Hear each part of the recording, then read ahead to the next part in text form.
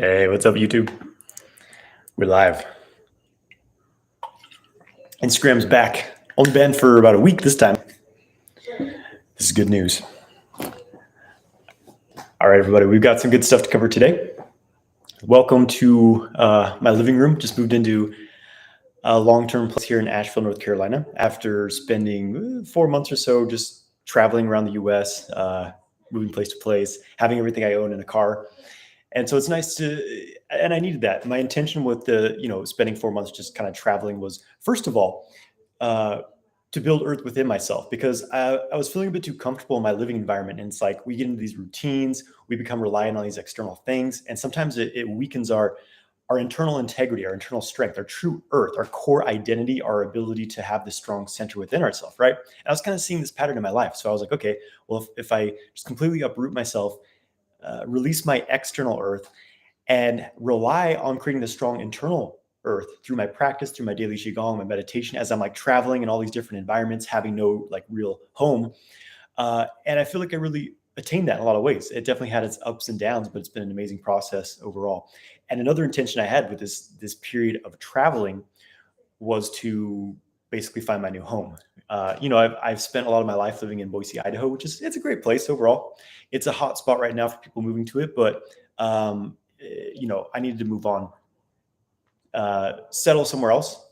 There's a whole big old world out here. And anyways, Asheville, North Carolina, ended up here to study with Michael Wynn for summer retreat, as I do every year.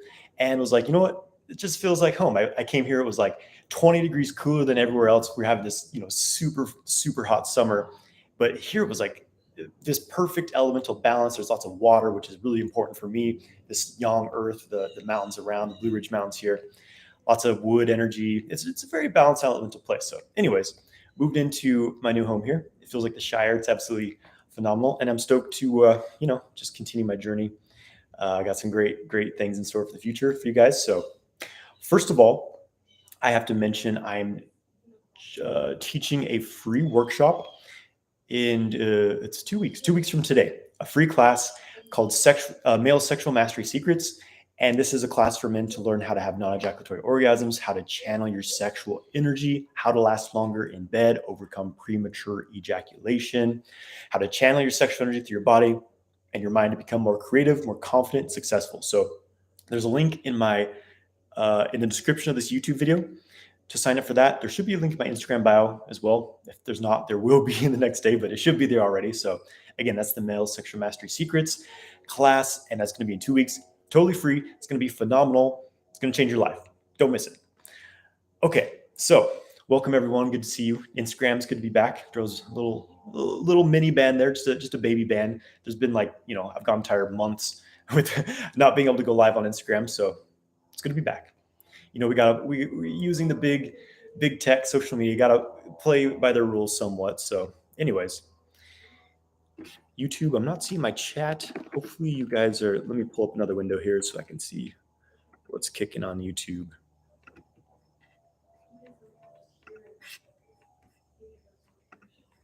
Is there anyone on YouTube?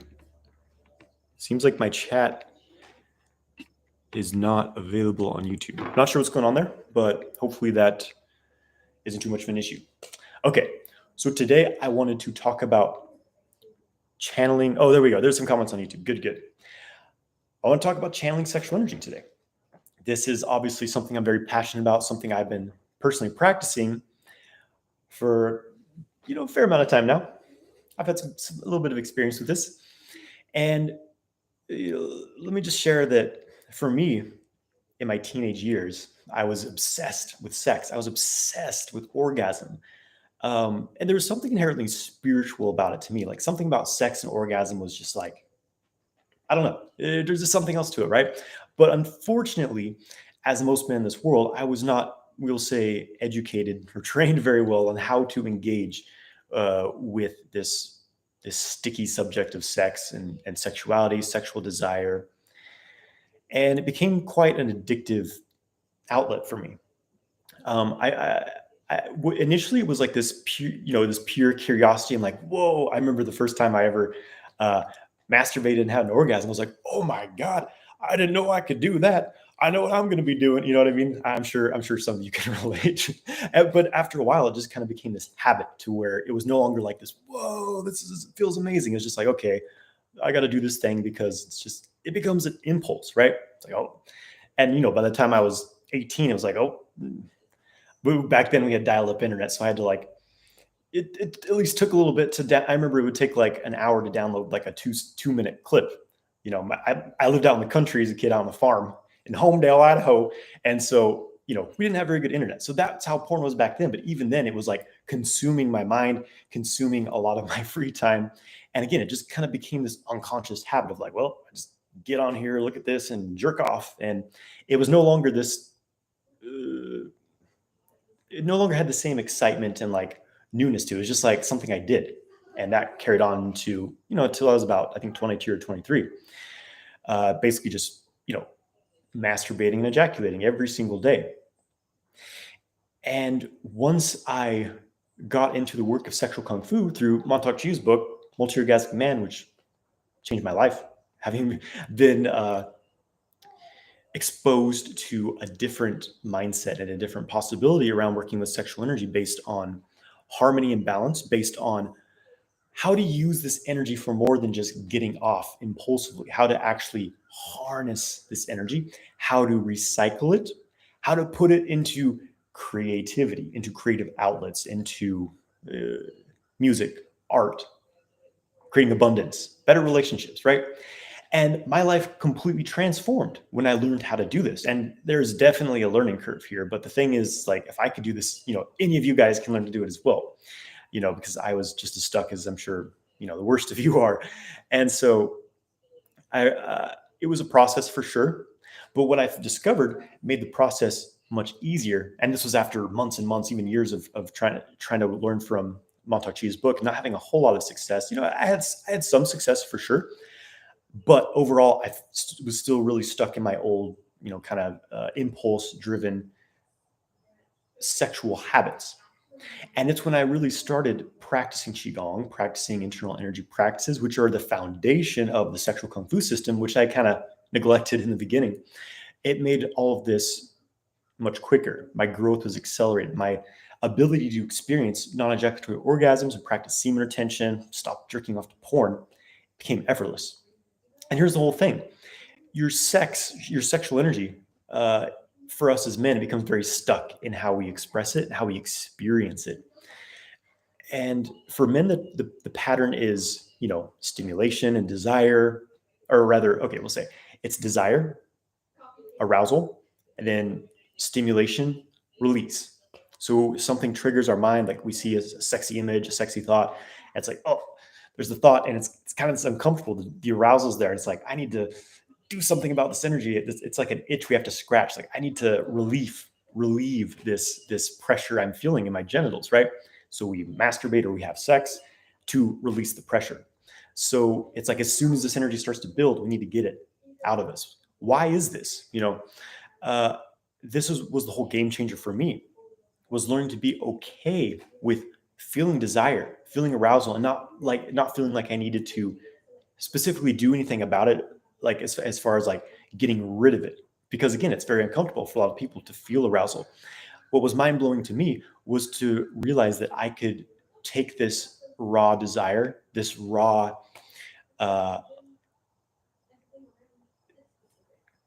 animalistic almost, that just, we all know what it feels like, just that raw, horny feeling. I could take that feeling, take that energy, and transform it. I could redirect it into something else. What was I redirecting it into? I was redirecting into creating music. I was a full-time musician at the time. I was also redirecting it into my spiritual path, clearing these blocks I had in my mind, my personality, my belief system, opening my channels up to experience a greater connection with universal energy, the cosmos, various states of altered consciousness. This is what I was redirecting my sexual energy into. And it got me really high. I felt incredible. I felt energized, happy, excited about life, inspired. And this wasn't arising of like me trying to like get something from the external world. Like, usually we're looking for approval from others. We're like, I need this person to like me because then I feel, my mommy daddy issues, I need this, fancy car because then my status appears better to others. I need this, you know, whatever, these material things we think we want, because ultimately what we're lacking is love, receiving love, and even at a deeper level, giving ourselves love, right? We're blocked. Our hearts are disconnected. We just feel empty because we've disconnected ourselves due to the trauma, the negative emotions, the difficult experiences we've had, to where we wear these masks every day, just trying to impress people, get people's approval, and deep within, we're unhappy. So it started to dissolve. I started dissolving these things, and it was like, holy shit, I've been like chasing these external things my whole life. And it brought me back to that space of the inner child, the pure, just open realm of play, of joy, of not really giving a shit anymore about all this stupid things that, people are arguing and so concerned about. But just being able to like be back in the moment, appreciate like my feet on the grass, walking through the forest, whatever, right? The little things in life that we forget about when we get caught up in all this bullshit. So anyways, that was dramatically life-changing for me. And I've, as I practice more and more, I got better and better at having non-ejaculatory orgasms, having amazing, amazing tantric sexual experiences, like just deep, full body orgasm, complete, like intimate connection with my partner, to where it's like we're deeply merging together. Experiences words can't describe, like feeling at one with the universe, the great, it sounds so cliche, but it's so true. This is what you experience when you're having these this heightened level of how your energy circulates in your body, specifically your sexual energy. So basically, yeah. And that's why I became so passionate about sharing this work with the world. Back in 2017, I started my YouTube channel. I started making videos just talking about whatever, just because I felt, you can go back and watch these super old videos, and I was a little awkward. I was a little, but I had the passion, I had the desire to share this knowledge, and I had the experience, and was like, the world needs this work.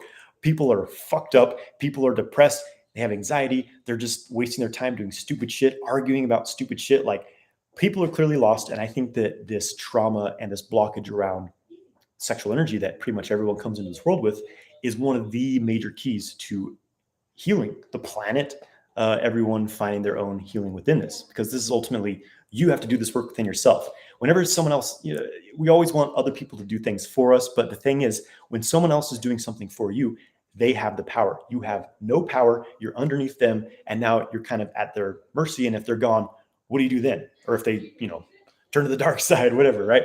So that's why I'm passionate about sharing this work, is because it liberates you. All I do is share tools. I share my experiences.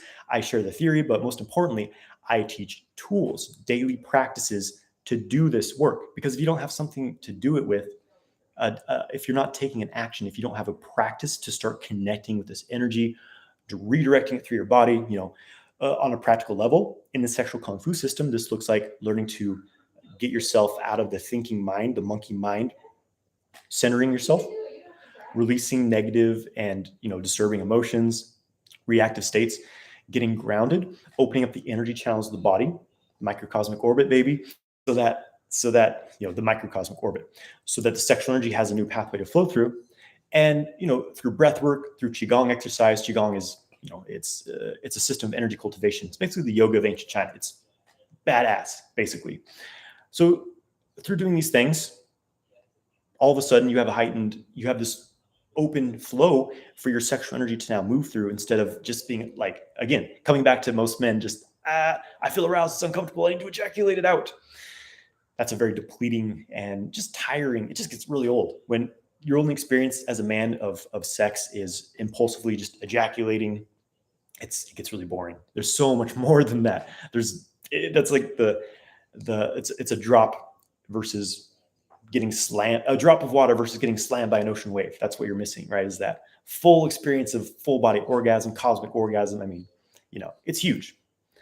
So yeah, that's basically how you do it. You open up your energy channels, you create a different, rather than your sexual energy only being able to move out of your genitals, through the internal practices, redirect it upwards in the body, create this orbit, capture that energy. So it's constantly improving the function of your organs, your nervous system, your endocrine glands, your brain, your thinking, your consciousness, your health.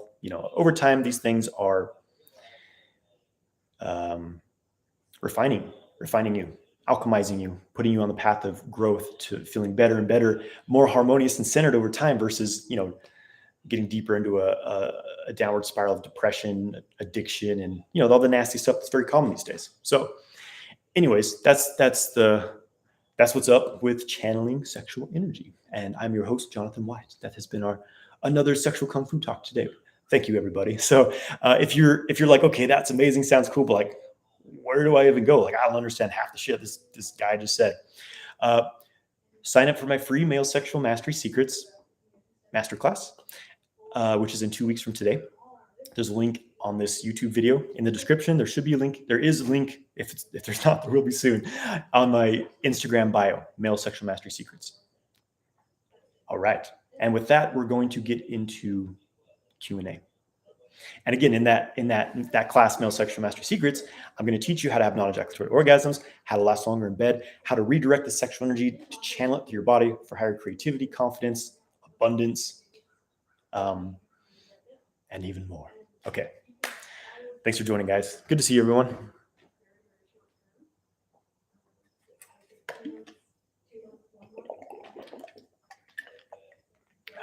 Okay, I see this question. One in Yan says, I might be saying that right. I'm sorry. Sometimes when the words are all grouped together, it's difficult to. Okay, it's asking, do you squeeze the pelvic floor muscle at any time? Thank you, Johnathan White. Not really. These days, I'm doing 0 Kegels. If I'm okay, I would say consciously, I am not doing any sort of pelvic floor squeezing exercises. 0. Of course, a lot of things I do, certain exercise I'm doing, specifically like, lower body core work exercises, strength building, it kind of as a secondary activation activates some of the pelvic floor muscles. So there's definitely which is a more holistic way of building the pelvic floor. Here's the thing. I've said this, a lot, but this is such a huge, it was a huge breakthrough for me, understanding the male pelvic floor and how a lot of the misunderstanding around this in the tantric and Taoist sexual practices is very misleading, and it leads men in the opposite direction of having premature ejaculation and erectile dysfunction because they're distorting their pelvic floor by doing the wrong exercises, by doing too many Kegels, by programming their body to squeeze the pelvic floor in response to sexual stimulation, which constricts the flow of energy. Tension equals blocked energy flow. It's a well understood rule of a lot of the internal arts. So it doesn't really make sense why it's like, okay, you got to squeeze your pelvic floor all the time to have internal orgasms. It's simply not true, and it makes the issue worse. When I transitioned to pelvic floor relaxation exercises, reverse Kegels, simply not squeezing during sex, relaxing, it was a game changer. My ejaculation control went up. It was already pretty good, but it 10x'd easily. And the full body orgasm experience, no longer having like blue balls or like sometimes like discomfort in my prostate, pelvic floor region after sex completely went away. So I'm no longer doing Kegels, doing reverse Kegels and relaxation. Ramashad says, congrats on your new home. Thank you. Appreciate that. Eric David Tippett says, also, the girl I'm with likes it fast and hard forever. How do you breathe, or what do you do to last when you can't slow down and you both want to just keep going fast and hard? This is the mastery level of sexual kung fu. There's often a bit of a misunderstanding in kind of the tantric sex and sexual Taoist sexual practices that, okay, it's got to be really slow and mindful so that the man can control ejaculation. And yeah, there's a time and place for that. I think it's good to have dynamics. First of all, people who are like, I only want it maximum hard, maximum roughness. Often it's due to porn conditioning.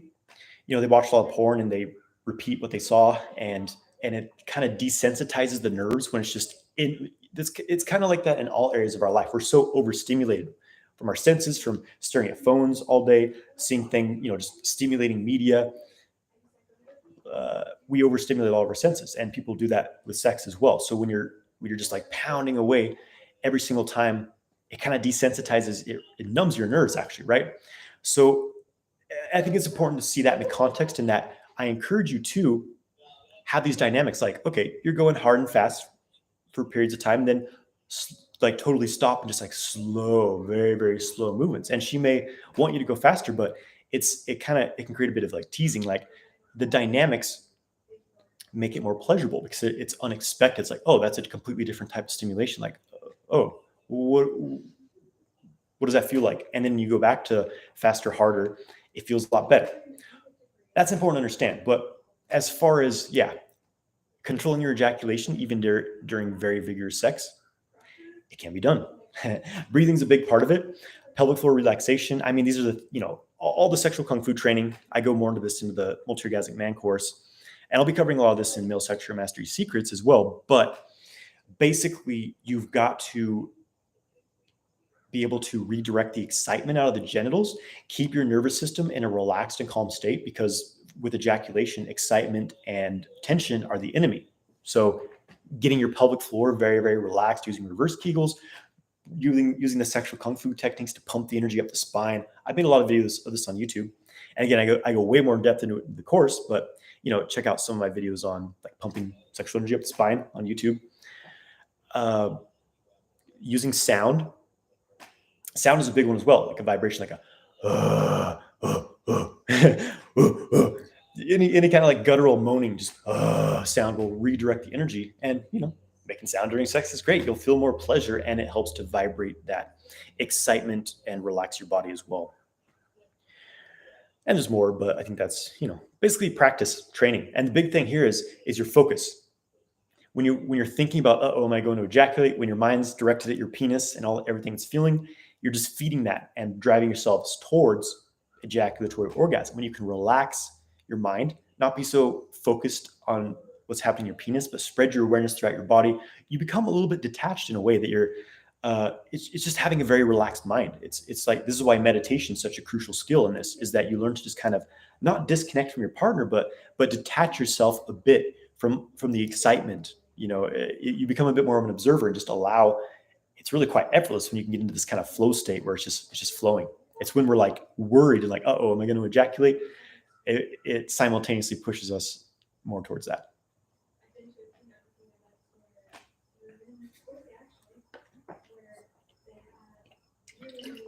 Baki Onigiri says, does animal Qigong and animal form Tai Chi help the same way? Every Qigong form, Tai Chi form, they have specific functions. A lot of the you're talking about the 5 animal frolics. A lot of those tend to be more Dao Yin type exercises, which is a bit more like stretching the tissues. They do have an effect of opening up the meridian system and clearing pathogenic Qi, clearing Qi blockages. So they're great as well. Every Qigong form is unique and different. I think if you're doing Qigong, Tai Chi in general, it's pretty solid. It's going to really, if it's true and Qi based Qigong, a lot of people are teaching like kind of calisthenic exercises and calling it Qigong because there's been a bit of part of the understandings of Qigong have become lost as it's become more of a physical oriented practice. But when you're doing the real Qi building practices, meridian open practices, it's going to be great for your sexual cultivation. And there's very specific forms that I teach that go very well in conjunction with working with sexual energy, like a microcosmic orbit form I teach in the multi-orgasmic man course. Deep earth pulsing form, which I go deeper into the course as well. I've got a free version on YouTube, but I go deeper into the course because it builds your kidney chi, pulling the earth's energy up, pumping up your kidney chi with it, which is your vitality, it's your core vitality, your sexual energy, your kidney chi. Yeah. Gabe Rojas says, any book recommendations? Tons of books I can recommend, but as far as practical starting points, number one book on sexual cultivation that I've seen is Taoist Secrets of Love, Cultivating Male Sexual Energy by Montauk Chia and Michael Wynn. It's a classic, absolute classic. Some of the practices are a bit outdated and very tension-based, but overall the book is phenomenal. And I think a general book for just overall Qigong energy cultivation, my favorite, which was my starting point, is it's called The Way of Energy by Lam Cam Chuen. It's a great book, great starting point on Jian Zhuang, which is the mother or the father, the root of all Qigong practice.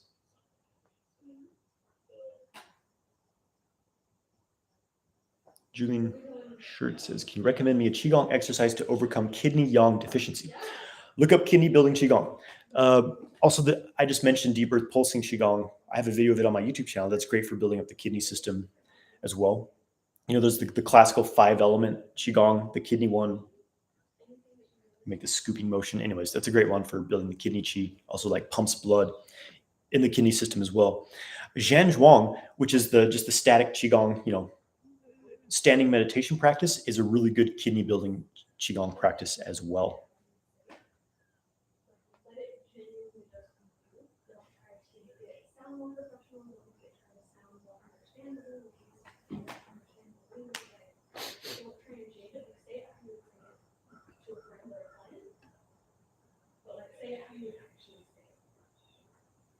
Okay, Mick says, how do you redirect that energy and get out your head? Do you mean get it out of your head or get it to your head? As far as redirecting energy in general, check out my videos on YouTube. I made a video called Circulating Sexual Energy, and basically teaches you one of the most basic kind of understandings of how you guide energy. But really, it's deepening your mind-body connection. The mind guides the chi. So, for example, if you have your mind, you hold it. We'll pick a power spot. There's this point right here in the wrist, the Da Ling point. It's a pericardium point, right in the center of the wrist here. You kind of push it with your thumb, and if you just hold your mind on that point, or just your hand, just the palm of your hand in general, kind of rub it. If you just hold your mind there, just keep your mind absorbed into that spot.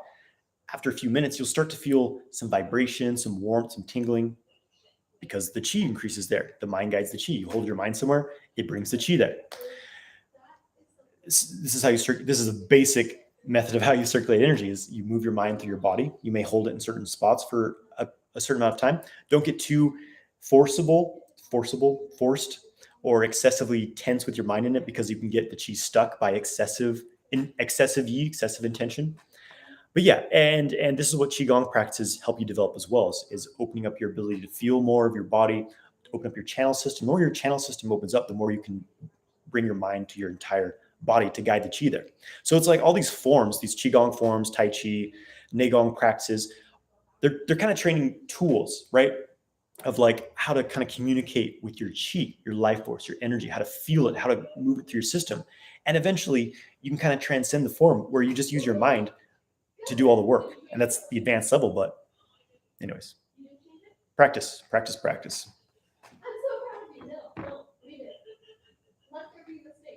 Hope you guys, there might be a bit of background noise. Mariah's in the call in the other room.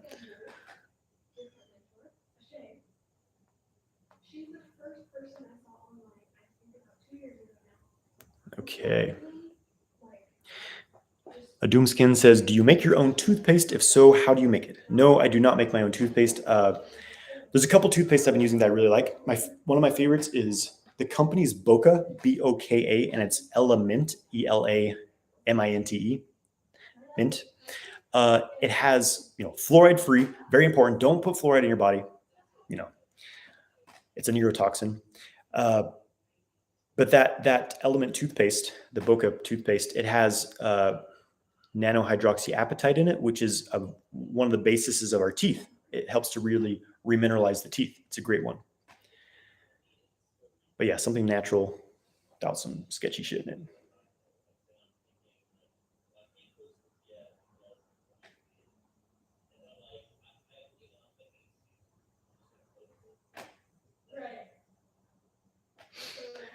Claves Iris Exercitus says, have you ever heard of mewing? Yes, I have. And I'm doing a bit of it, actually, to be honest.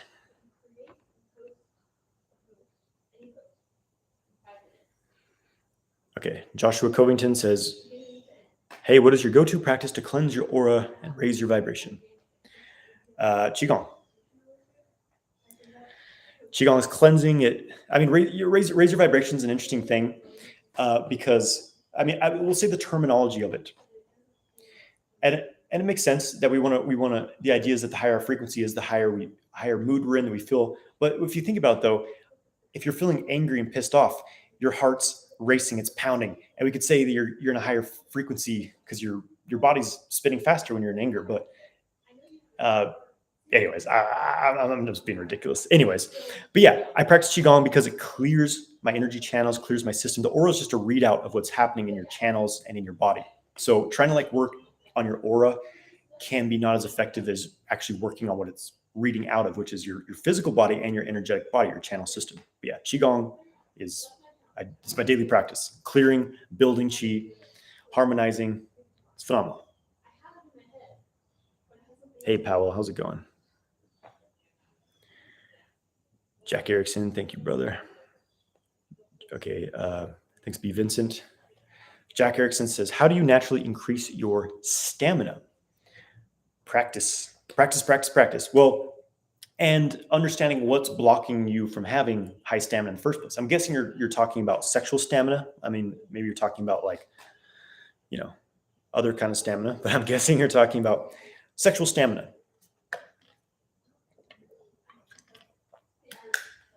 What leads to men having poor stamina? Generally, if it's like weak libido, low sexual potency in general, it relates to often too much stress, deficiency. You're not getting proper nutrition. You're not sleeping enough. You're not exercising, or you're exercising too much. Kidney energy deficiency in Chinese medicine. So looking at that is important. But as far as like performance and overcoming premature ejaculation, it requires being able to keep your nervous system in a calm state, being able to keep your breath smooth and deep, having a relaxed mind, not having all this tension in your body, and being able to keep your energy and your arousal smoothly flowing. Because when the arousal is stuck in your genitals, all this nervous system buildup there, the only outcome is ejaculation. So you learn to relax and disperse that excitement through your entire body. This is what sexual kung fu is trained to do. But yeah, it's practice and it's training. First of all, training to everything I've been talking about. Clear out your channel system, clear out blockages, learn to empty your mind, not have so many random thoughts all the time. Build your chi, learn to move it through your body, learn to breathe properly, and learn to do that during sex. That's the next step, right? Is train yourself to last longer, basically. And I have many videos talking about that.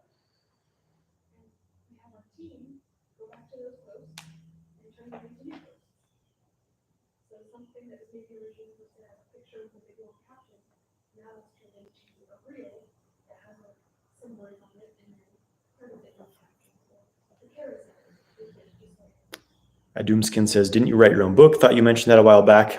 Currently, I've not written a book. Well, I've been working on a book. I'm gonna say this. All right. Actually, well, I was last summer had a project with a friend who he wanted to make a book together. So we got together and did all this filming and stuff. And it's not really that's not really my creative control of that project. So we'll see what happens with that. But I am writing my own book.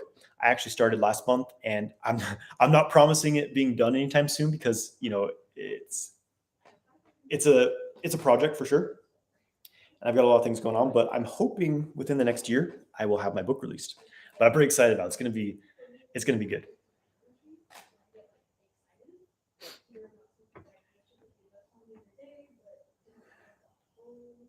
Mick says, so my focus should be my whole body. Basically, yes. The more your mind is in your genitals, the more the more arousal, the more nervous system energy will build up there. The more sexual energy will build up there, which is good if you want to increase your arousal, if you want to increase your erection. But if you're getting close to ejaculating, or if you're worried about ejaculating, if you keep focusing just on your penis, it's going to drive you to ejaculation. So learn to feel what's happening in the rest of your body, because the chi goes where the mind goes. Where the mind goes, the chi flows. So if you're holding your mind kind of equally throughout your body, your sexual energy is going to be more dispersed throughout your entire body versus all this excitement just lodged in your penis.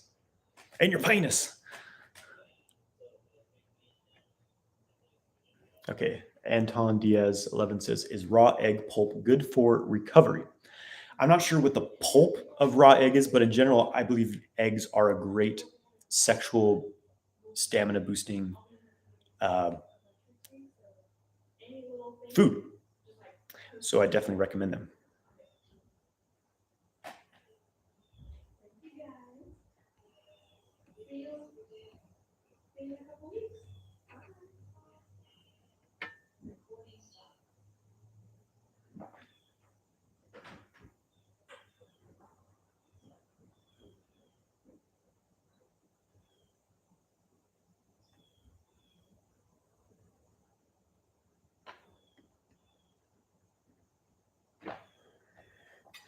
All right, lots of good questions coming. Give me 1 second, guys.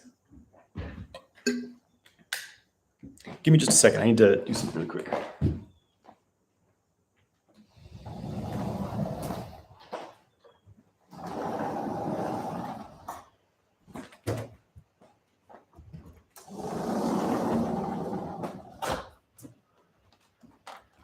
Okay, where are we at?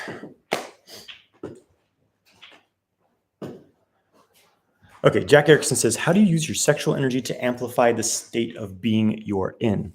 Well, I would say that that's often happening kind of naturally in some ways overall, but basically when you're doing the sexual kung fu practice, specifically the drawing the energy upwards in the body, the power lock technique, the orgasmic breathing, the testicle breathing practice, that will be drawing that energy up.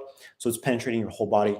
And yeah, that's why your focal point, your vibration is important as well, because it's going to amplify that when that energy starts moving throughout your body. That's why the foundational practices of the system are balancing your energy. The inner smile practice, which dissolves blockages and negative emotions, 6 healing sounds practice to clear negative emotions so that you don't amplify these things. Because yeah, typically whatever state you're in, when you become aroused, that becomes amplified, which can be positive or negative.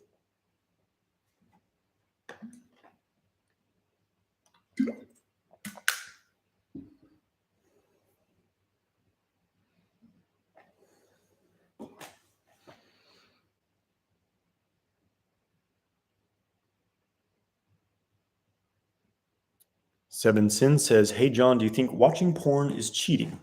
Well, it really comes down to you and your, really, it's like, what are you and your boundaries? Like, what are you and your partner's boundaries? Whatever, because it's just, cheating is just a word, right? And what it actually means is based on what our needs are, what our partner's needs are, and all these things. But let me ask you this. If it's something you hide from your partner, if it's something you do secretly and would feel kind of guilty about telling them, I think that answers your question right there. Just understand that you are sending your energy to something else. You are gluing yourself you're in this different sexual relationship. Everything you're connecting with sexually is a sexual relationship. And unfortunately for a lot of men, they're having sexual relationships with computer screens and like these, random women on the internet who some of them are, the porn scene's a horrific place. There's lots of nasty, nasty energy. So I don't recommend tying your energy into that. But anyways, hopefully that answers your question. It's not like it's not a thing of like, this is right or wrong for everybody, but it's like, yeah, just, getting very clear about what the boundaries of your relationship are and like what commitment or lack of commitment there is and how both involved people feel about this, because it's something that affects your partner as well.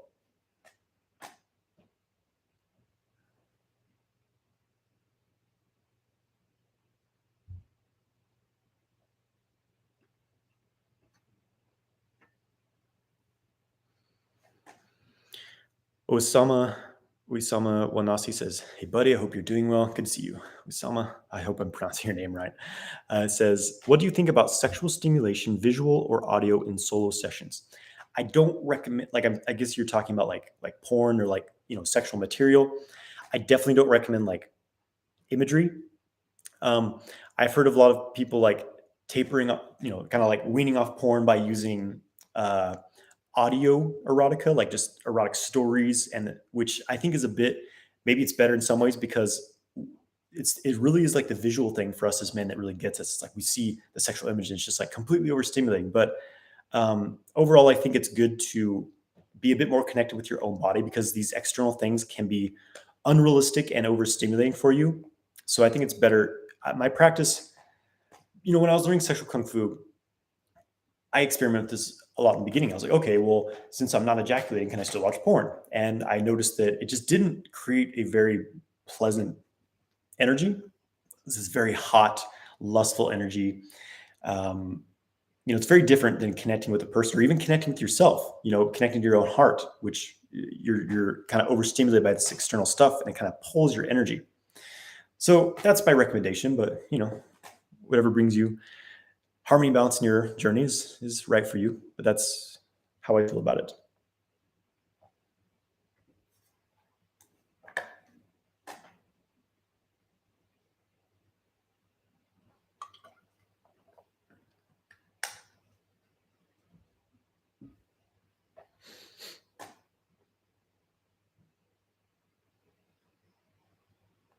Cypher Sam says, do you become more sensitive to energy the longer you practice semen retention? I would say that me personally, semen retention didn't make, in some ways, did it really make me more sensitive to energy? I mean, not being in a state of depletion anymore, you are a lot more aware in things, but I don't think it's like the longer you go, all of a sudden you become, you develop these psychic powers and all these things. I don't think that's really, I didn't have that experience anyway, but for me, what did it was practicing Qigong, working with internal energy, because I was doing the two in conjunction. I wasn't just, I've said this a lot, but semen retention wasn't something that I got into just trying to do it on its own. It was a part of the system I was training in of Taoist energy cultivation. Just one aspect of that was like, hey, don't ejaculate too much. That was basically it for me in the beginning. And as that became more effortless, as my energy was building, and as I was learning to experience non-ejaculatory orgasms, I just lost the desire to practice retention. I lost the desire to ejaculate. Sorry, I started practicing retention.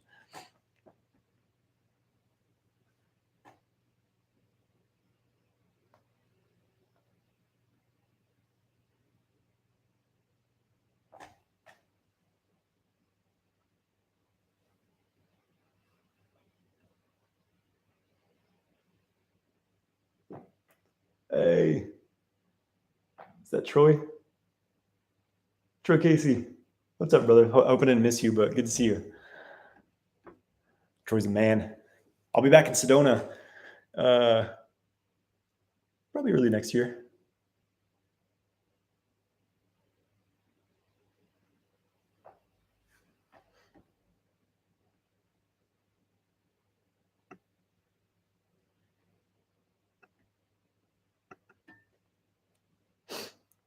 Okay, Jack Erickson says, I like this question. Here's a different one. Jack says, what do you think of the rock stars of the 70s and 80s? They created some of the greatest music ever, but were having sex every night, draining their creative energy. Did they just have a high libido? Well, here's the thing. Pretty much all very creative people, successful people, artists, entrepreneurs, huge, businessmen, people who are just really crushing in their industry in general, they do tend to have a lot of sexual energy.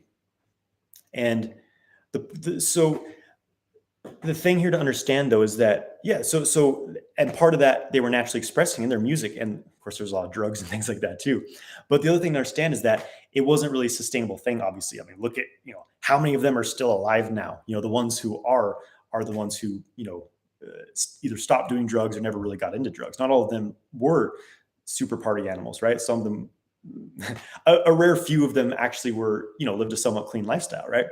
But yeah, the ones who were, it's just kind of it was just a peak experience. It's like everything now, everything right now, all the sex now. And so, yeah, with that peak experience, they had these occasional bursts of like huge creative energy, but like they didn't really sustain that, right? Like how many of these, we see these old bands from the 70s and 80s, even the 60s are like, they're still touring, they're still playing their same old songs. They haven't really had any, they didn't continue evolving. They didn't like keep creating different things. It's just like they have this stuff they did in the past. And so they're still holding, which it's great. It's great. Not to say that's I love a lot of that 70s classic rock, a lot of that old music I love, but they didn't really continue with that creative energy. So yeah, they burned it out. They is that peak experience, and they couldn't sustain it. They couldn't sustain the fire. But if you do pay attention, like there's some people who obviously they kind of got a hold of this thing, like Sting, for example, right?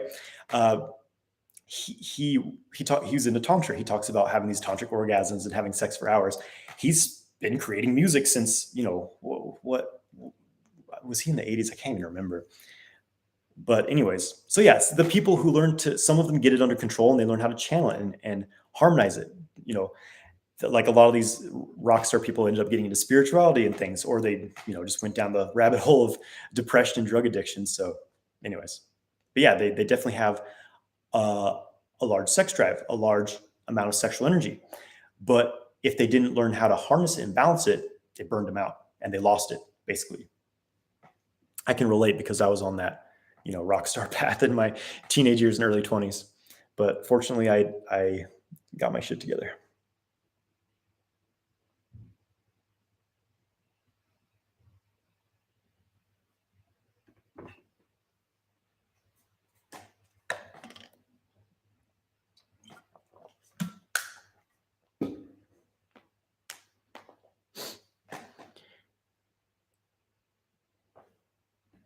Freddie Moore says, is that Tantra? I'm not sure what you were referring to, is what Tantra. Powell says, have you got some techniques to work with the chakras? I would say most of the techniques I'm doing work with the chakras, but not like in a direct way, like, okay, I have to visualize orange color down here. I have to visualize yellow here. I did a lot of that stuff in kind of my early days. And I didn't get very far with it, I will say, but I kind of resonated with a different type of practice anyway, I guess.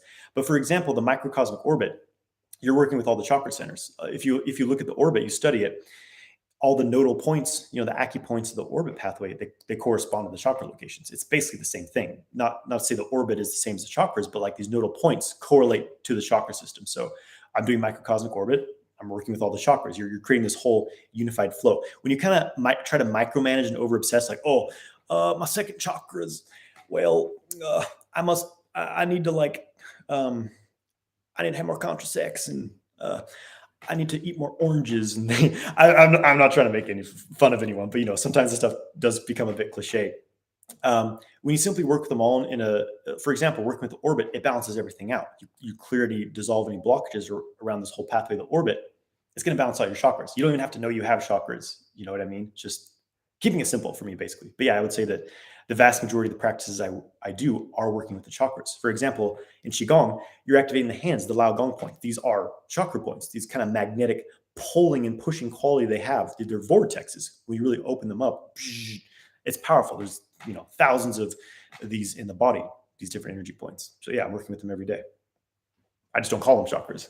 Well, except right now.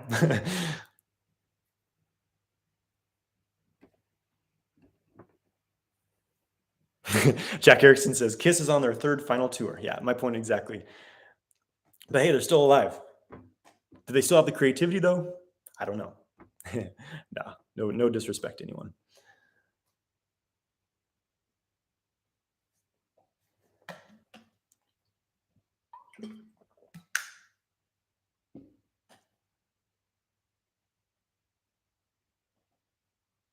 Subliminal Vinyl says, hey, is it possible to switch sexual energies, masculine to feminine and vice versa during intimacy?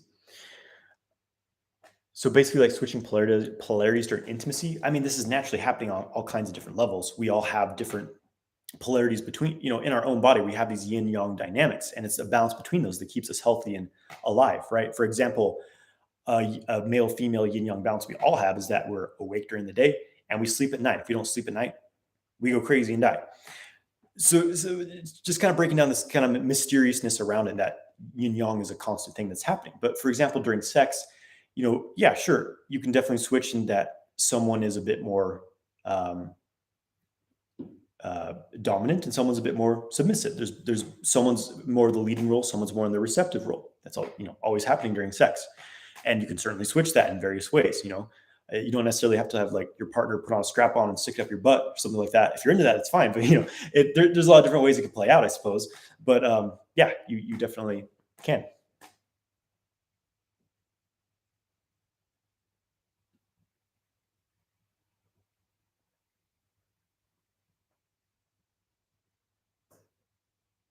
Jim Stark says, why do you know not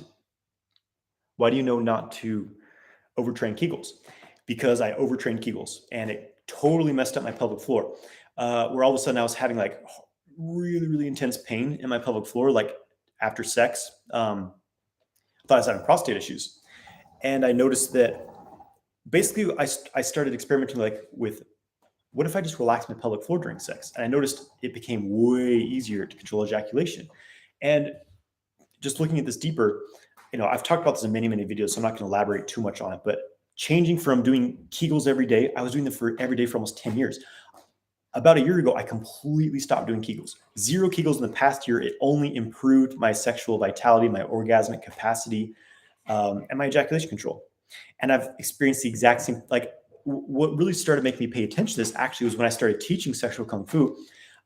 Some of my, most people were getting great results, but I had some students who said, when I do the squeezing the pelvic floor, it makes me ejaculate quicker. I was like, huh. And I started paying attention to this and trying it myself. I'm like, you know what? It does actually make the penis a lot more sensitive. And that's when I started relaxing. I was like, that works better. I was like, what's going on here? And so I had to kind of discover this whole different path of doing these practices without the pelvic floor tension. Because again, I think in my opinion, it's a misunderstanding of what they were really teaching in the classic texts and things like this. But yeah, basically overdoing Kegels wrecks your pelvic floor, makes it hypertense. It gives you premature ejaculation, can make erection quality worse, all kinds of things.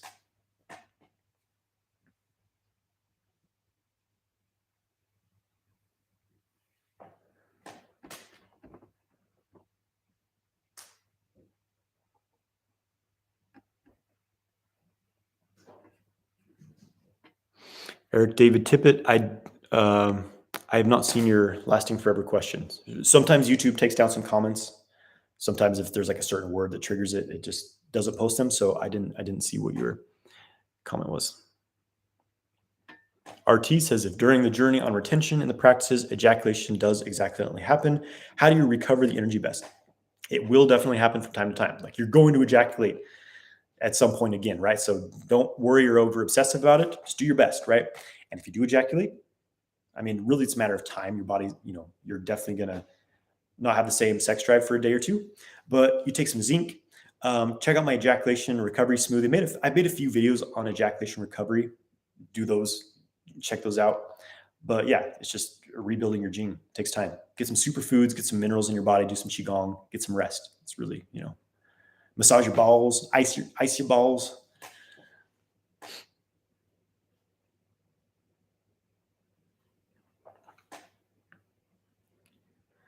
Excellent. Gilbert Villanos doing a 24-hour fast.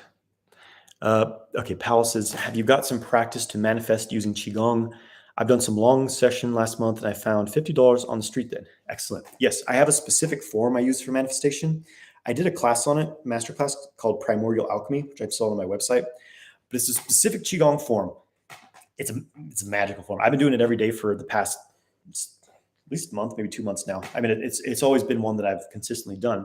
I was doing it every day for years, and I've gone back into it because it's a magical form.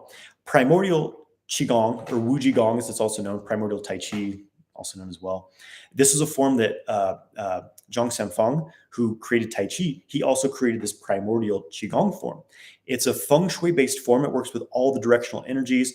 It correlates to the I Ching, the 64 changes of the I Ching. It's a magical form, basically. Anyways, I've had nothing short of miraculous results putting this into like manifestations and things. I found $500 on my pillow one day because I had a strong intention that I wanted to go to this retreat and I needed a little more money to do it, put it into the form, strong intention with it. $500 appears under my pillow. All kinds of things. Other things have happened with this as well. The other day I was doing it and I had an experience of going back to Tai, the state of oneness that we emerged from before we're into the world of polarity. I had this memory of being born, but the space before being born, like where I was before my birth, I remembered being in this ocean of blissful orgasmic oneness. I first entered into this space back in July of this year, 2 months ago, studying star alchemy with Michael Wynn. And I just spontaneously went back into this space doing my primordial qigong the other day. So it's phenomenal. Yeah, that's my go-to form for manifestation is Wu Qigong. But really any sort of qigong. I mean, this is another thing I recommend. If you're practicing qigong, really any mind-body practice, really anything you do, before you do it, put a clear intention into it. What are you hoping to accomplish with this? Why are you doing this? See it. Like before I do 6 healing sounds, I'll be like, okay, I see myself feeling healthy, balanced, clear, and open. And I do the practice and boom, you're programming your energy. You're creating this program. The biggest thing that changes our reality, I'm going to go on a little rant here with this, is our belief systems and our intention. I've been reading this book by Jerry Allen Johnson talking about his life's journey. He's been a martial artist. He spent years doing medical qigong. He worked in the medical qigong hospitals in China. So in China, they have, or at least they used to. I don't think this is currently happening, but they had hospitals where you go. It's everything the same, but instead of like Western medicine, there's a qigong teachers there teaching you qigong and blasting you with qi. And they were curing chronic illnesses and all the stuff with this, right? Where was I going with that? Oh, yes. But he's talking about, okay, he was talking to this qigong master who's, curing all these chronic diseases in people.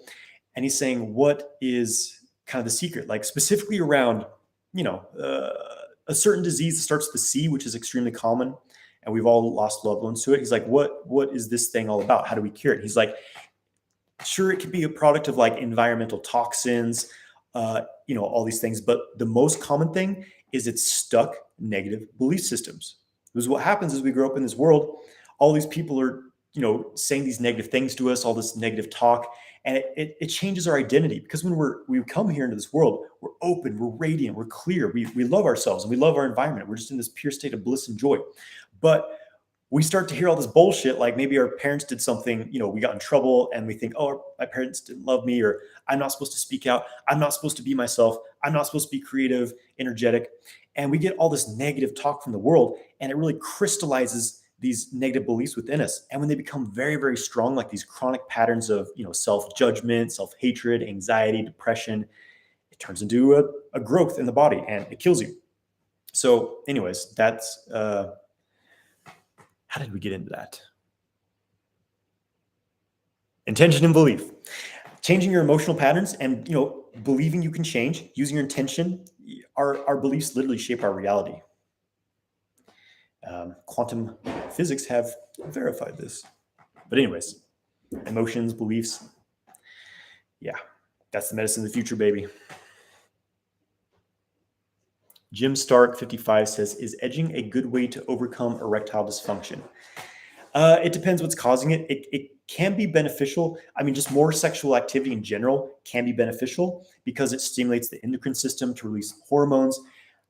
You have blood pumping through your penis. So like practicing that in itself, yes, it helps to exercise it in that way. But there's a lot of other factors to erections, your hormone levels, stress levels, your diet, nutritional deficiency, brain chemistry, dopamine levels, if you're watching porn all the time, lots of factors to it. I have a video on YouTube called Ultimate Guide to Erections, Ultimate Erection Guide. Just look that up. And I go more into depth in some of these things.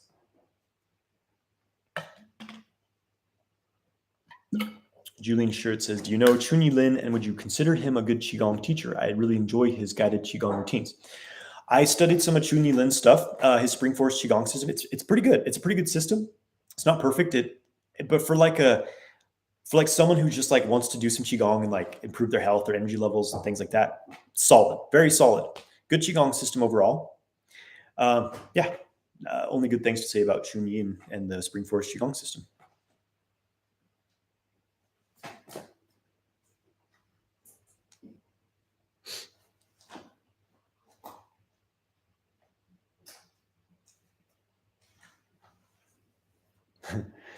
Okay, Jim Stark says, urologist recommends to ejaculate 21 times a month to avoid prostate cancer. Is that true?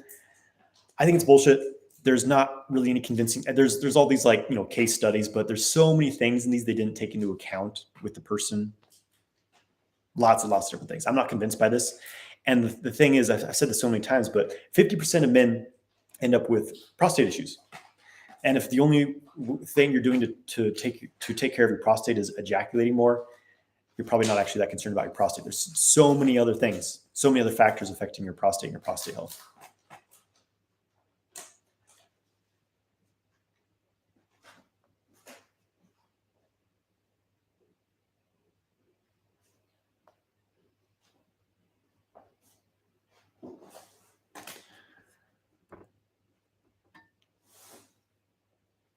Melissa says, hi, I'm new here. Do you have any nutritional or general advice for lack of libido in women? 46 years old. Thanks. So not uncommon for men and women, but for women, it's not uncommon at all to have lower libido, especially later in life. You're still young though in your 40s, a lot of life left. So this is often due to hormone imbalances, low hormones. The biggest thing here is often stress. It can also be just like a lack of connection in your relationships, a lack of kind of excitement and intimacy with your partner. If things have just become very, very, stale. Exercise, proper diet, nutrition. Make sure you're getting all your essential minerals. Oh, lost my Instagram feed. I'll pull it back up. Something that's very good for women, though, is breast massage. That's one of the Taoist practices. Massaging the breasts every day helps stimulate hormone levels. And also just connecting with your sexual energy. It could be a self-pleasure practice, just getting more in your, I think the biggest thing here is embodiment, getting deeper into your body, getting in your sexual center, doing like some dance, some movements, opening up this area of your body. Just it's kind of a use it or lose it thing, right? So exercise your sexual center and it will be healthier. I hope that's helpful.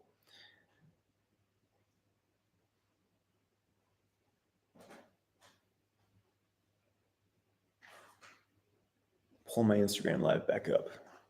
It's back to cutting me off at an hour. Okay. And again, with hormonal stuff, like total lack of libido, you're doing lots of stuff, nothing works. Obviously, first of all, do everything, look into everything that I've talked about. But if it's like nothing's working, it's probably good to see, like a holistic health practitioner who specializes in working with hormones, because sometimes there's like just a, certain something that's off, that some random guy on the internet may not see from a comment you're asking. But yeah, I hope that's helpful.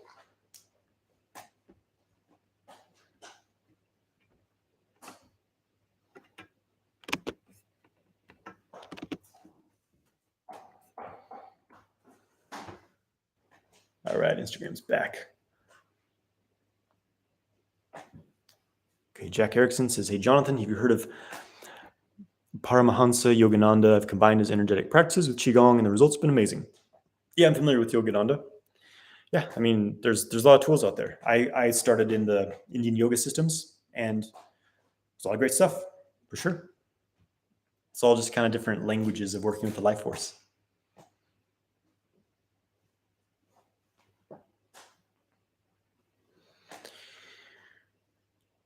Sumit Dalby says, how to locate $1 million point and how to press it during sex position. $1 million point is not a very good technique. I'm just gonna throw that out there right now. I made a video on this. If you really want to, learn it, check out the video, Sexual Kung Fu $1 million point. But it's a very poor technique. I don't use it anymore. I don't recommend it. It can be kind of a training tool in the beginning, but overall, you still basically have an ejaculatory orgasm, lose energy. So I think it's better just to train the methods of redirecting energy in the body and not hitting the point of no return in the first place. The $1 million point just is not a great technique, in my opinion.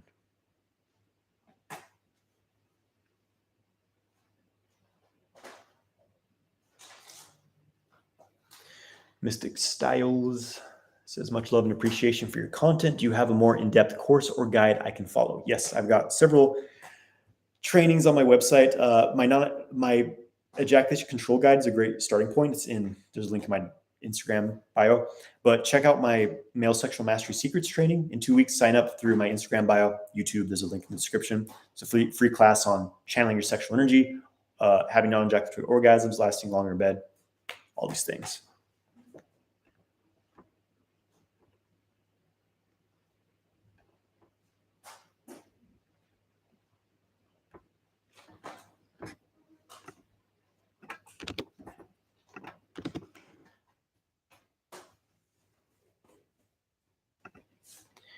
Okay, Alan O'Nichol says, does BPH, so enlarged prostate, does it have any negative effect on non-ejaculatory orgasms? You may, I would say just be on the safe side if you have prostate issues in general. I don't think it'll be a problem to do the sexual kung fu techniques and have the non-ejaculatory orgasms, but but allow yourself to ejaculate every now and then just to keep things flowing. Depending on your age level, like if you're in your 40s, once every 2 weeks or so, it'll be fine. Also, the tennis ball massage, where you sit on a tennis ball in the soft area of your perineum, direct prostate massage would be very, very beneficial for you. And I also recommend doing practices to release tension from the pelvic floor. Check out my pelvic floor rehab video on YouTube, because there could be a correlation as well with like inflamed prostate and just like a lot of tension patterns in the pelvic floor. So just opening up, mobilizing this part of the body, stretching the tissues, allowing the blood to flow there can be very beneficial for this as well. And do squats every day, like getting to a deep squat. If you can't, then start stretching and getting your way to do that. That will really open up this area as well.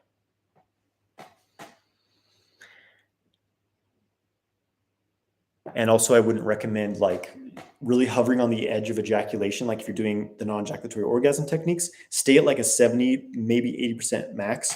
Don't get like right on the edge of ejaculating, because when you're doing that, it builds up a lot of tension and fluid in the prostate, and that may further aggravate the condition. So don't use like the $1 million point or like the hit ejaculation and squeeze the pelvic floor. I wouldn't recommend those techniques, but the valley orgasm, where you're just drawing the sexual energy, staying at a nice manageable arousal level, and getting to the subtle full body orgasm.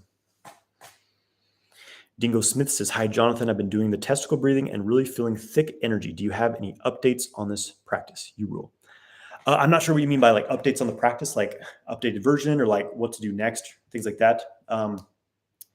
In the Multi-Orgasmic Man course, I teach more advanced versions of testicle breathing, but I'll just say this, there's different pathways you can explore taking it. You don't have to stick to just the microcosmic orbit. You can direct it, there's other energy channels. You can direct it to your organs, lower dantian. Yeah.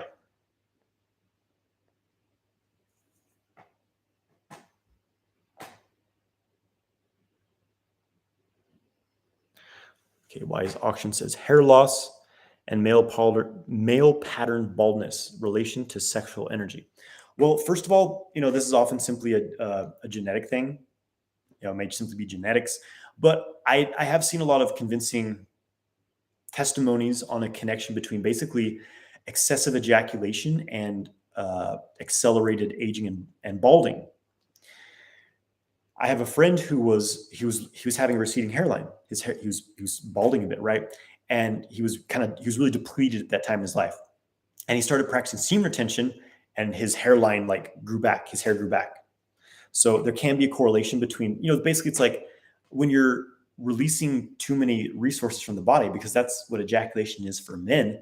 It's a tremendous amount of raw materials the body uses to create sperm.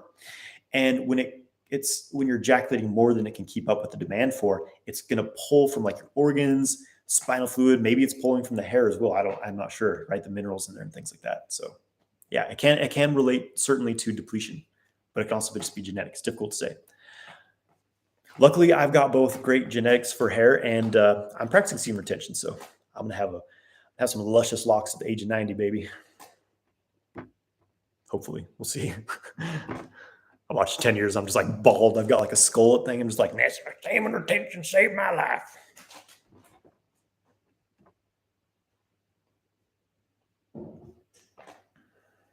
Oh, I dropped my water there.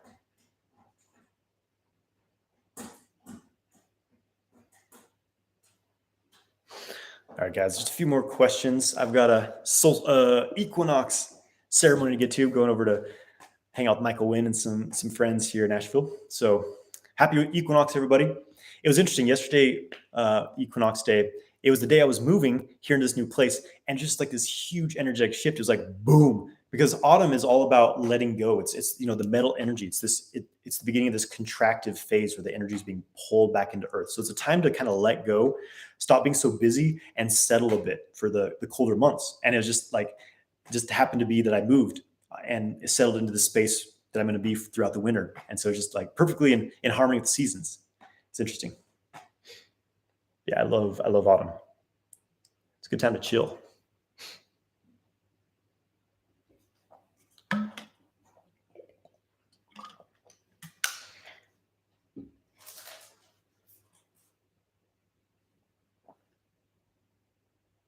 Okay, Frank Stuhlin says, what about bubble effect, dopamine receptors deregulating when edging? I'm not convinced that it's basically just sexual. Edging, there's a lot of different ways you can do edging. Let me say this, right? Well, one person calls edging maybe completely different from what another person's doing. If you're watching porn, all this overload of your brain sensory, or if you're right on the edge of ejaculatory orgasm, fantasizing all these things, yeah, it may have more of an effect on your dopamine. But if you're just kind of stimulating yourself in a relaxed state, not excessive fantasy, and here's the thing, if you're on your phone right now on social media, your dopamine receptors are getting fucked with. We live in a planet of, massive overstimulation. So porn is definitely the number one, just destroys your dopamine normality and your arousal response. And scrolling through social media and these things as well. But something is it's a natural and organic as sexual pleasure.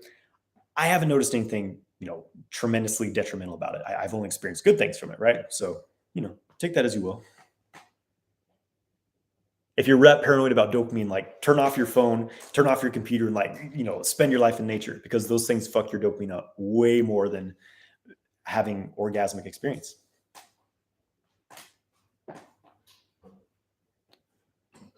Christopher McKee says, when is your next seminar? I'm not sure what you like. If you're talking about like a live class, live event, I'm going to be putting some retreats together next year, some workshops and retreats. So probably spring next year. I was thinking of doing one in January, but I don't really want to, I'm taking December just totally yin, total time off. Just like, it's important to take some time in the winter. Just like I did this last year, just like totally went within, no external like commitments and things, just really, really quiet meditation, yin, building my chi time. I'm gonna do that again in December. So spring, we'll be back in the retreats, baby. Okay, then B. Vincent says, what's the best method to get rid of the need to eject? I fall into this endless cycle of not watching stuff to bringing to binging and okay, so you're going from the cycle from not watching anything, and then you're binging and edging for long times. Are you talking about like watching porn? So basically you're going between suppressing your sexual energy. It sounds like maybe suppressing your sexual energy to like, you can't suppress anymore. Then it like springs back out, controls you. So you start going on this binge watching porn, masturbating a bunch. And then you feel guilt, that wears off. You lose the charge and go back to like, okay. So this kind of, I could be completely misunderstanding what you're saying. And, I may be misinterpreting the situation, but kind of what I sense is that this is something I talk about a lot, where suppressing your sexual energy is completely different than what I'm talking about in sexual kung fu. We're learning to channel our sexual energy and engage in our sexual pleasure and sexuality consciously and harmoniously. This is different than just being like, okay, masturbating is wrong, orgasm's wrong, watching porn is wrong. I'm just going to shove all these things in the closet. And then you kind of use force to stop doing that. But then it builds up so much because you haven't actually faced or changed your relationship to it. You've just ignored it. And it's, eventually blows back up in your face and you dive back down it because you haven't changed your relationship to it, right? The difference here is changing how you experience sex and arousal and orgasm. This is what sexual kung fu training is all about. You do qigong, you get the energy moving through your body, because when you suppress sexual energy, it just builds up. It gets stuck in the genitals, you become stagnant, and eventually, you can't contain it anymore. Versus keeping that sexual energy in motion, keeping it flowing, you're putting it into creative outlets, you're keeping yourself busy with productive things, you're doing meditation, qigong, you're doing the testicle breathing practice to keep the energy circulating through your body, you're learning to have non-ejaculatory sexual experiences because, let's face it, we're meant to have orgasm, we're meant to experience sexual pleasure. When we suppress that, even if it's just, you're single, you giving yourself self-pleasure, there's nothing wrong with that. It's excessive ejaculation that's the problem. So when you learn to separate these things, have a conscious, balanced sexual experience, you probably won't experience this issue anymore. But it's very common,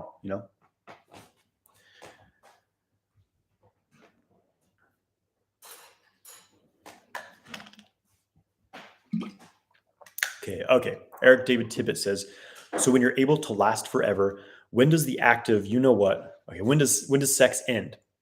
Do you just wait until the girls God. Do you wait until she's sore from all angles and she can't take it anymore? Oh God. No. Do not. Anyways, have respect for your partner, but okay, basically, when does sex end?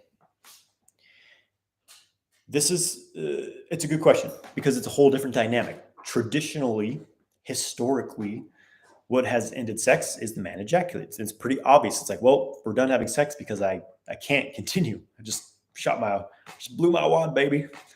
It's all over the sweatshirt. So that's an obvious ending to sex. But when you're not ejaculating, there's not that release. So it's like, when does it stop? And this is really up to you and your partner, right? I will say that for me, it's kind of become where my partner and I, sometimes there's a communication. It's like, do you feel satisfied? Do you want more? Like, I want some more, baby, or whatever. But generally there's just like a feeling. It's just like, we often just kind of feel like, yeah, I feel complete. And this is part of the exchange of sexual energy, getting the more, it's a conscious sexual exchange. You're exchanging your energy together. This is the sexual kung fu practice. You're merging your energy channels together. You're doing the practice of drawing energy, storing it in your organs, your glands, charging yourself up, the power lock practices. And so when you do that naturally, it kind of creates you come to a completion in some way where you just feel like, you know what, I've had enough. There will always still be some sexual desire. And I think that's a good thing because it means you haven't exhausted yourself. You haven't exhausted your kidney chi, your sexual supply. And there's certain ways you can use to close the practice. Number one, do the power lock practice. I have a free version of this on YouTube. Just look up sexual kung fu power lock. You do that instead of ejaculating to basically pull the energy out of your genitals. You won't feel so aroused and like edgy and you're like, oh, okay, the energy's kind of settled and complete. The other thing is during sex, you have some time to passively exchange with your partner. So you're still connected. You're basically meditating together, circulating your energy, and it will really balance. I often feel a bit, very calm. And when it's nighttime, I feel like I can fall asleep. Not in like I just ejaculated way, but just like a very calm and balanced after this high energy, explosive, full body orgasm state. So, that becomes an extension of the practice. And I teach a lot more about that in the Multi-Orgasmic Man course.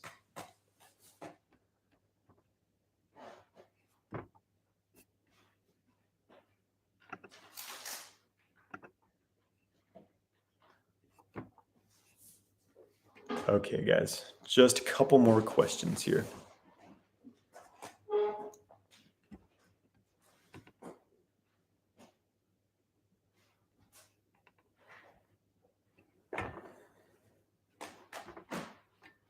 Shorten ejaculation recovery time as you get older. I mean, it's the same as any age, right? And inevitably, the ejaculation recovery time will be longer as you get older. It's just kind of part of the deal.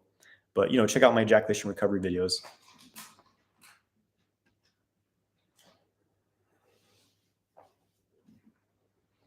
Okay. Wandering Soul says, spiritual practices like breathwork dry up my body through heat generation. I need to constantly replenish my lower energy centers, chakras, even as the energy is traveling upwards. Any tips on this?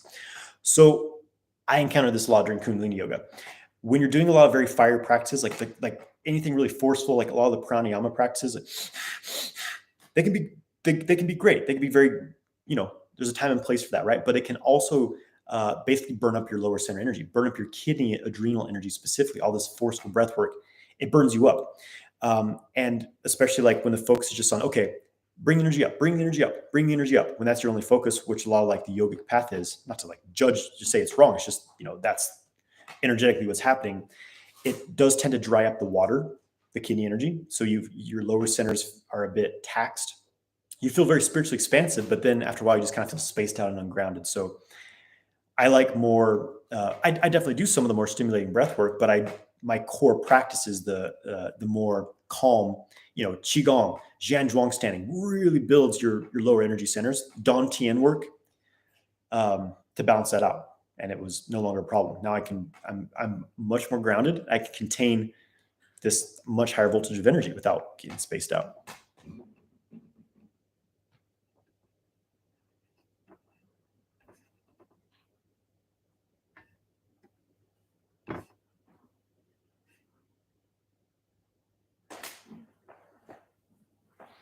All right, guys, I'm going to ask I'm going to answer one more question here. There's a lot. Sorry, I'm not going to be able to get to everyone's today. It's been a great time here. Thanks everyone for joining.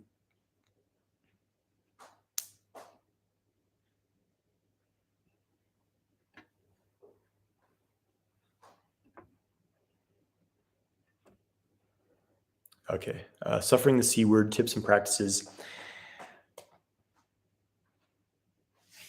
Looking into really deep-rooted emotional patterns, when it's something like that crystallized of a pattern, it's often just like a really, really deep-rooted. I would personally find the best, holistic practitioners I could find, medical Qigong practitioners. Again, in China, they were just like dissolving these things, like, popping these things like popcorn in their Qigong hospitals, right? So it can be done. Detoxing the body. Detox is the biggest thing. Avoiding sugar, which helps it metabolize. There's various protocols and things like that, but I would spend time in a pristine nature environment, pristine water, pristine diet, little stress as possible, happiness, joy, uncovering any like deep rooted negative emotional patterns and things like that. I hope that's helpful. Wishing you the best on your journey with that.